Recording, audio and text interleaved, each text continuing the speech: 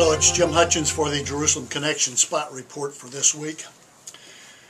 This week I come to you with a sense of a heavy heart, sense of grief over what I need to report to you this week.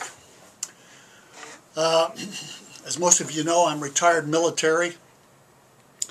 And in the military there's a chain of command. The commander-in-chief is the ultimate authority, the ultimate order giver, if you will.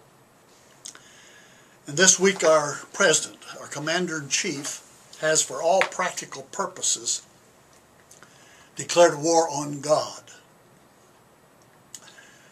The president has this past week willfully sanctioned that which God calls an abomination.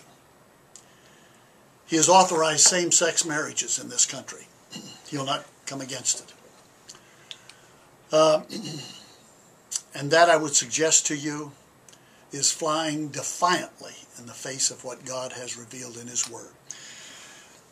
Leviticus chapter 18, verse 22, it says, "Do not lie with a man as one lies with a woman. This is detestable." Because of this, Romans chapter 1, because of this, God gave them over to shameful lusts. Even their women exchanged natural sexual relations for unnatural ones. In the same way, the men also abandoned natural relations with women and were inflamed with lust for one another. Men committed shameful acts with other men and received in themselves a due penalty for their error. Furthermore, just as they did not think it worthwhile to retain the knowledge of God, so God gave them over to a depraved mind,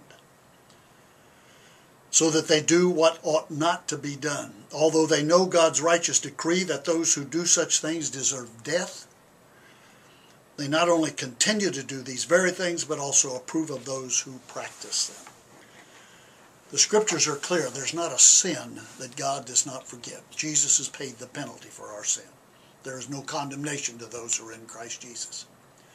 And likewise, there is no inclination and there is no addiction that the grace of God cannot break.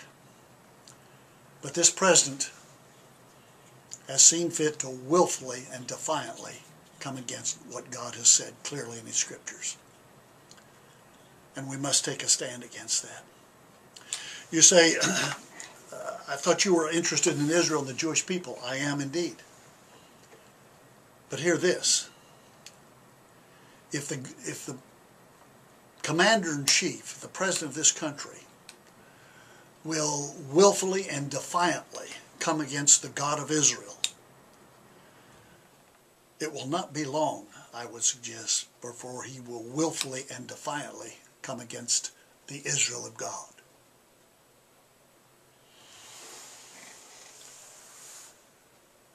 Our commander-in-chief is a powerful man,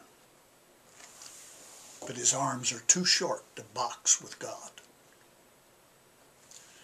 Till next week, Od Ki Yavo Shiloh, or until Messiah comes, Shalom Aleichem.